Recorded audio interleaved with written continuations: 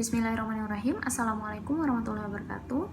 Kami dari kelompok 2 offshore banking akan membahas tentang shadow banking. Sebelumnya, nama saya Indah Rifdatul Muada, NIM 180502050. Di sini saya akan membahas subbab yang pertama, yaitu berkaitan dengan pengertian shadow banking. Shadow banking merupakan hal yang sangat luas. Berikut ini merupakan pendapat peneliti terdahulu mengenai shadow banking. Rivals the traditional banking system in the intermediation of credit to household and a business. Definisi tersebut menjelaskan secara sederhana bahwa praktek shadow banking juga beroperasi layaknya perbankan dengan memberikan kredit kepada rumah tangga dan bisnis. Namun pada kasusnya, shadow banking ini belum diregulasi secara ketat.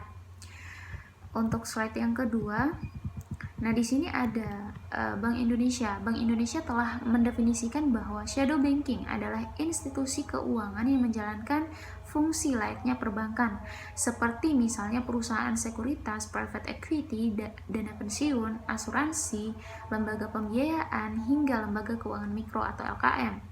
Shadow banking adalah lembaga keuangan non-bank yang bertindak seolah bank, yaitu menerima dana dari masyarakat dan menyalurkan ke masyarakat. Pada intinya, shadow banking adalah lembaga non-bank yang beroperasi layaknya perbankan, yakni menghimpun dana, memberikan kredit dengan bunga yang tinggi, namun dengan syarat yang lebih mudah untuk dipenuhi dibandingkan dengan syarat yang diwajibkan oleh perbankan. Oke, sudah di-spill ya terkait pengertian dari shadow banking. Akan tetapi meskipun beberapa peneliti terdahulu telah mencoba memberikan gambaran mengenai praktek shadow banking, namun definisi dari shadow banking sendiri tadi sampai saat ini belum ditetapkan secara baku dan jelas.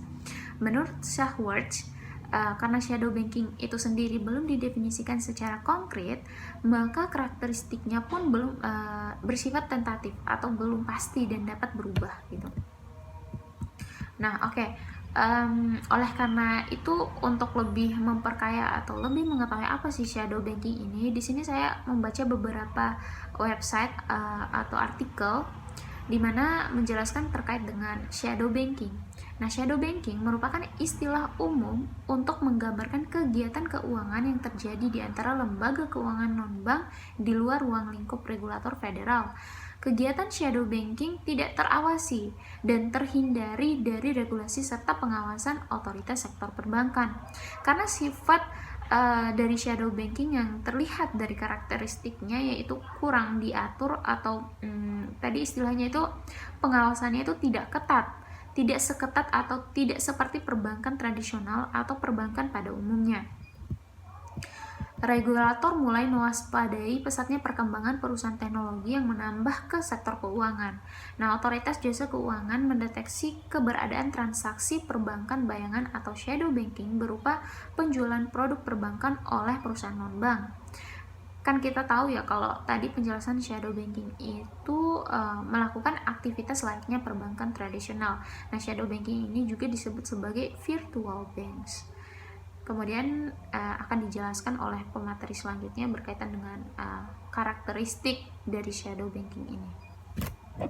Nama saya Fianingsi, NIM 180502048. Di sini saya akan menjelaskan tentang karakteristik shadow banking. Pertama, shadow banking bukanlah perbankan tradisional, dan karena perbankan tradisional atau perbankan pada umumnya cenderung diatur dengan ketat, sedangkan shadow banking cenderung kurang diatur daripada perbankan pada umumnya.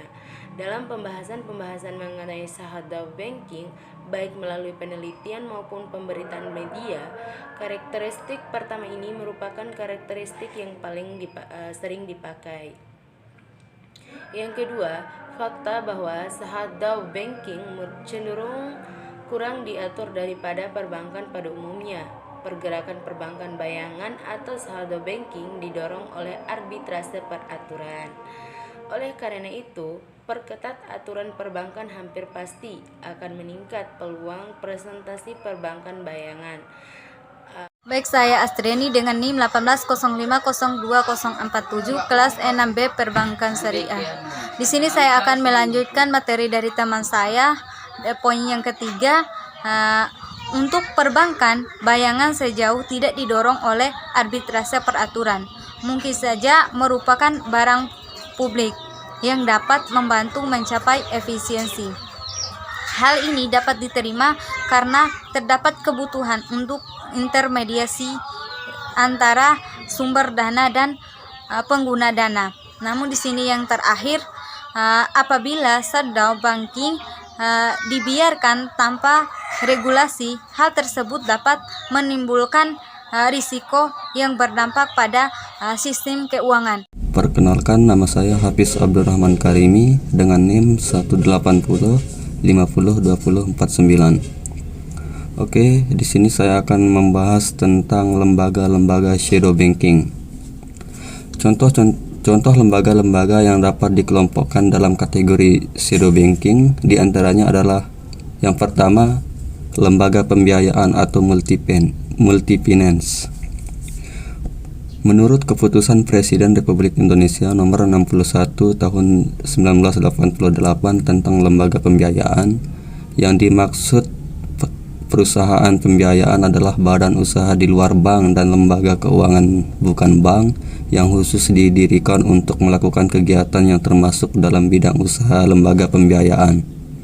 Adapun kegiatan usaha yang tergolong dalam perusahaan pembiayaan diantaranya adalah yang pertama, sewa guna usaha atau leasing, yang kedua anjak piutang, factoring, yang ketiga pembiayaan konsumen, yang keempat usaha kartu kredit, yang kelima perusahaan modal ventura, yang keenam perusahaan perdagangan surat berharga. Nama saya Snita, NIM 18050204. Baiklah, saya akan melanjutkan materi selanjutnya mengenai microfinance.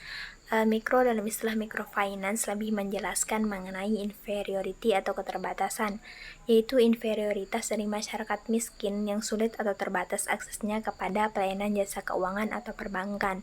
Definisi mengenai microfinance antara lain itu sebagai berikut.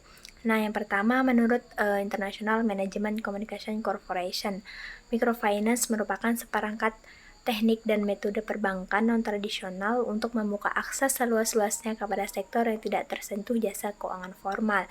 Sedangkan menurut The Foundation for Development Corporation, microfinance adalah penyedia jasa keuangan khususnya simpanan dan pinjaman bagi rumah tangga miskin yang tidak memiliki akses ke lembaga formal. Baiklah, mungkin hanya itu yang dapat saya sampaikan, kurang lebihnya mohon maaf. Assalamualaikum warahmatullahi wabarakatuh.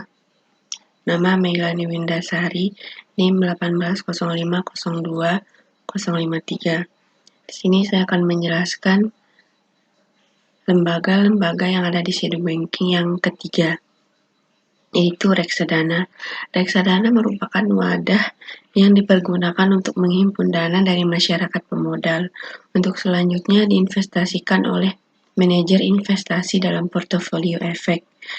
Adapun jenis-jenis reksadana ditinjau dari bentuk hukumnya ada dua jenis, yaitu mutual fund company dan contractual mutual fund.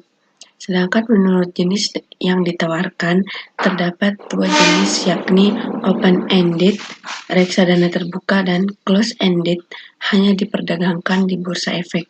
Sekian presentasi dari saya. Waalaikumsalam warahmatullahi wabarakatuh.